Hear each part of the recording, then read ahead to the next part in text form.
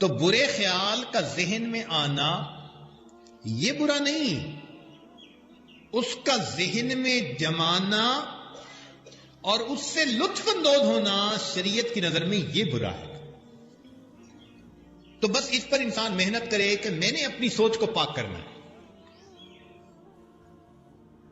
زنا سے وہ بچے گا جو ذہنی زنا سے پہلے بچے گا۔ جب تک ذہنی زنا سے نہیں بچے گا تب تک زنا سے نہیں بچ سکے گا۔ آنکھ غلط دیکھے گی، زبان غلط بولے گی، پاؤں غلط جگہ اٹھ کے جائیں گے، اس لیے کہ سوچ جو غلط ہوئی۔ تو اپنے جسم کو اگر انسان شریعت کے مطابق لانا چاہے تو اپنی سوچ کو اس کے مطابق لائے۔ مشین میں جیسے پروگرام بھر دیا جاتا ہے وہ ویسے کام کرتی ہے۔ بعض CNC مشینیں ہوتی ہیں ورکشاپ میں، ان میں پروگرام فیڈ کر دیتے ہیں، جیسا پروگرام فیڈ کر دیں وہ ویسا پرزہ بنا دیتی ہیں۔ تو اسی طرح انسان کے دماغ میں جیسا پروگرام فیڈ کیا جائے گا اس کے اعضاء ویسے ہی اعمال کریں گے۔ تو ہم اپنی سوچ کو اگر پاک کر لیں تو ہمارے اعضاء خود بخود اچھے کام کرنے لگ جائیں گے۔ حجاج بن یوسف کا ایک بھتیجا واسط گورنر تھا اپنے علاقے کا، نوجوان تھا، خوبصورت تھا، مگر عیاش تھا۔ اس کو بڑا مان تھا کہ میں حجاج بن یوسف کا بھتیجا ہوں اور گورنر ہوں۔ چنانچہ اپنے آدمیوں کو اس نے کہا ہوا تھا کہ کہیں تمہیں اگر کوئی بہت خوبصورت عورت کا پتہ چلے تو مجھے اطلاع دو۔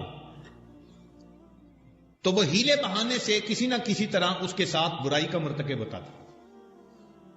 ایک غریب گھر کی نوجوان لڑکی جسے اللہ نے شکل کی حور پری بنایا تھا، اس کے بارے میں پتہ چلا تو اس نے اپنے پیغام بھیجنے شروع کیے۔ اس نے انکار کر دیا، اس نے اس کی طرف تحفے تحائف بھیجنے شروع کر دیے۔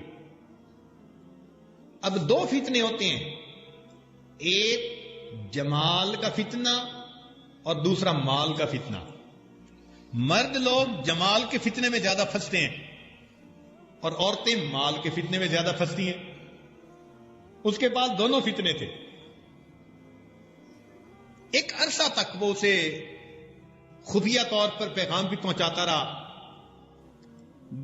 وہ آگے سے جواب دیتی کہ اگر تم مجھ سے ملاقات چاہتے ہو تو میرے بھائیوں سے بات کرو اور مجھے اپنے نکاح میں لے لو۔ یہ کہتا تھا نہیں، میں ویسے ہی تم سے چھپی آشنائی چاہتا ہوں۔ وہ انکار کرتی۔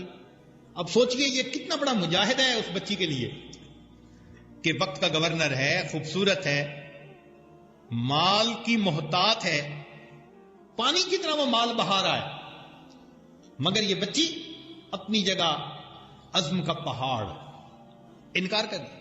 جب اس نے دیکھا نا کہ اس نے تنگ کرنے کی انتہا کر دی تو اس نے اپنے والدہ کو بتایا، اس نے اپنے بیٹوں کو بتا دیا۔ ان کو یقین ہی نہ آیا کہ اتنا بڑا حاکم، گورنر علاقے کا، اور یہ پیغام بھیجتا ہے۔ اس نے وہ تحفے تحائف بھی دکھائے اور بتایا کہ ہاں۔ بھائیوں کو پھر بھی ابھی تردد رہا۔ ایک دن اس بچی نے کہا کہ جی اس نے پیغام بھیجا ہے کہ آج وہ رات کو ہمارے گھر آئے گا، کیونکہ بھائیوں نے سفر پہ جانا تھا۔ وہ سفر پہ جانے کی بجائے قریب کے گھر میں چھپ گئے۔ یہ صاحب اپنے پروگرام کے مطابق رات کو آئے اور اس گھر میں داخل ہوئے۔ اتنے میں بھائی بھی آ گئے۔ انہوں نے جوش میں آ کے، غیرت میں آ کے اس کو وہیں پر قتل کر دیا۔ صبح ہوئی، اس کی لاش کے ٹکڑے کر کے انہوں نے ایک بوری میں ڈالا اور جا کے حجاج کے سامنے پیش کر دیا۔ یہ آپ کے بھتیجے وقت کے گورنر صاحب ہیں۔ حجاج بن یوسف نے بلایا، جس سواری پر گیا تھا اس کے جو کنٹرول کرنے والا غلام تھا اس کو بھی بلایا۔ جو لڑکی نے کہا وہی بھائیوں نے کہا، وہی اس کے نوکر نے کہا۔ اس کو تصدیق ہو گئی کہ واقعی یہ لوگ اپنی بات میں سچے ہیں۔ تو حجاج بن یوسف کو اتنا غصہ آیا، اس نے کہا کہ میں اس کو دفن کے لیے نہیں بھیجوں گا، میں اس کے لاش کے ٹکڑوں کو کتوں کے آگے ڈلوا دوں گا۔ وقت کے گورنر کی لاش کو اس نے کتوں کے آگے ڈلوا دیا۔ اور پھر اس نے کہا کہ اب میں ایک فیصلہ کرتا ہوں کہ اس نے مال کے ذریعے تمہیں اپنی طرف مائل کرنے کی کوشش کی کہ تم غریب بچی تھی، اس کی جتنی جائیداد ہے میں اس جو ہے کہ اس کی جائیداد ساری کی ساری اس لڑکی کے حوالے کرتا ہوں۔ اب دیکھیے، اگر یہ لڑکی مال کے اوپر فریفتہ ہو کے عزت گنوا بیٹھتی، جہنم میں اپنا ٹھکانہ بنا لیتی، اور مال وہی ملنا تھا جو نصیب میں آنا تھا۔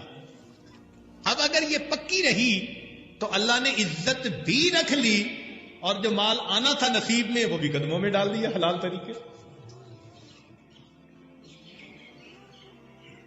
تو ذہن میں سوچ لے بندہ کہ مجھے اللہ رب العزت کے حکم کو نہیں توڑنا، چاہے اس کے لیے مجھے کتنا ہی مجاہدہ کیوں نہ کرنا پڑے۔ ویڈیو کے نیچے سبسکرائب کے بٹن پہ کلک کریں، بیل کے آئیکن پہ کلک کیجئے تاکہ ہر نئی ویڈیو کی نوٹیفیکیشن آپ کو مل جائے، اور تھمز اپ کا بٹن دبا کر اس ویڈیو کو لائک کریں۔